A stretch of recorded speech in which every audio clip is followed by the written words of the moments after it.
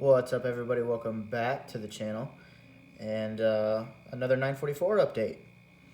So as you can see, I swapped out the cookie cutters for some. No, I'm just kidding. Still got the cookie cutters on there. Those aren't going anywhere. But yeah, it's been a solid 5 months since I grabbed the tires, and I've driven them in plenty of different types of conditions now. Ooh, that dent is ugly. Need to get her good side. Oh yeah, Kat is joining us on this rendition of 944 Fundum. Anyways, I've driven them in a wild range of conditions, and I'm very happy to be able to give an more in-depth review on them. And spoiler alert, I love them. For the price that I paid, I think it was $600 for all four corners. I love them. It was a great deal. So, let's pick up where we left off on the last video, which was the interior. Last time you guys saw this car, there was no seat. And now there's a seat. So I'm gonna leave a link in the description to the guys where I got this taken care of. They're called Covers Plus out in Chandler. And man, they did a great job because this was just destroyed. In fact, I have an old piece of vinyl here. This is the original 80s Porsche vinyl. And that's how, look how cracked and just dehydrated it was. Ripped right off of the foam. And the foam was completely destroyed, and they completely repaired it. And they did a great job.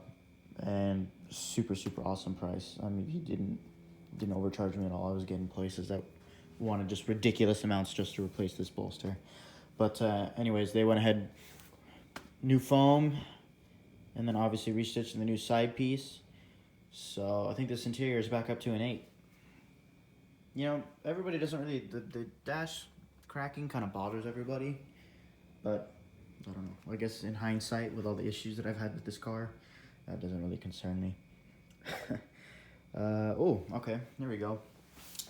When I installed these gauges, because again, the other odometer didn't work, this one does. I believe this was at 14,000 miles, not 140,000, and this just ticked over yesterday to 18,000.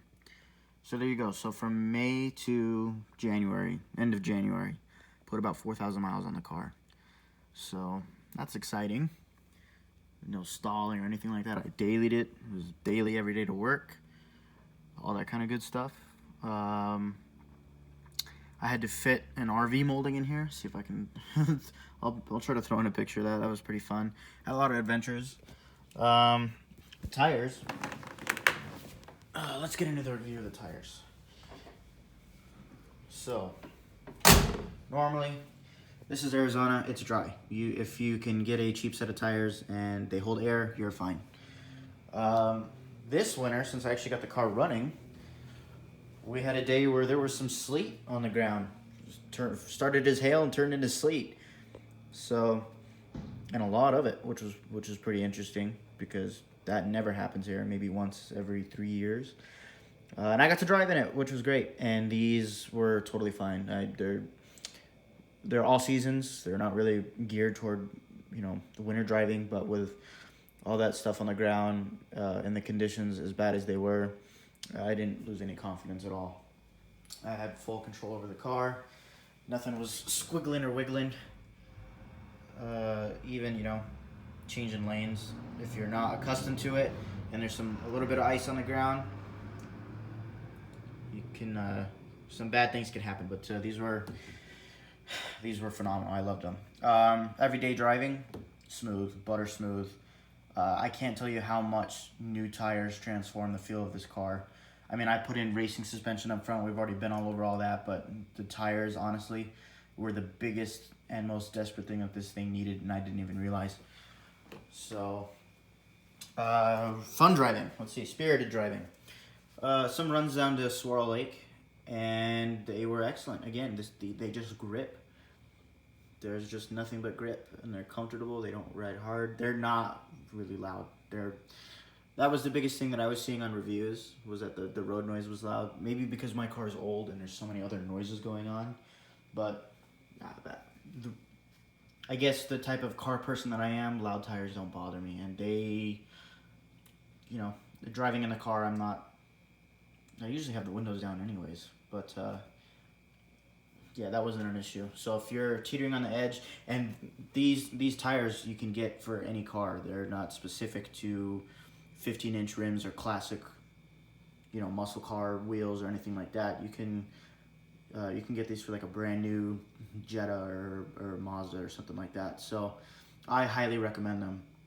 If I had another car, I'd probably put them on. So the Coopers, love them. If you're thinking about getting them, like I said, I have the paperwork somewhere, but off the top of my head, at America's Tire, or discount here, America's Tire everywhere else, out the door was $600. That was after taxes and the install and everything. That was without the road hazard protection, because I was feeling risky, also because I'm poor. This Porsche has made me poor. I put the poor in Porsche. Oh, what else? Yeah, that was really it. No hiccups since those few little weird instances when we first got the car running. Other than that, she just needs a wash. A few small things. We've got a new driver's side taillight. Well, new to me. The other one was cracked. This one is no longer cracked. So I'm actually getting ready to wash the car soon, because look how disgusting this is. That is what happens when you drive a car every day. That's horrible. Ugh. So this thing needs a thorough detailing. And I'm gonna try to do a video on that and see what I can come up with, like just buying stuff from like Walmart or AutoZone, and just to see how decent I can make it look. Because again, like this, not winning any award shows. The paint is oxidized and stained all over the place. And this thing just needs some love. It looks so good when it's cleaned up. But, yeah. And I think maybe, there's not a lot of videos that I've seen, but how about some rim care? These are polished aluminum rims. So they're no different than the Foose. It's the outer lip is polished aluminum. And if you don't take care of it, and you let a lot of brake dust get on there, it's actually corrosive to the wheels. This one is a newer one. It's got the protective coating on it.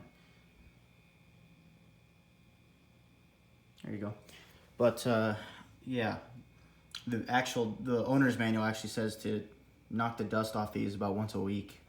So have I been doing that? No, definitely not. Big things. I need a transmission. I need a hatch. Somebody give me a transmission and give me a hatch. That'd be great. And that's it. The car runs beautifully, nice and strong, pulls all the way through all the gears. I'm just happy that all the big stuff is out of the way. I can rely on it again. So we'll see now that the weather is going to get hotter, what happens with this DME, because I was thinking that maybe the DME was not happy with the super hot weather at the time.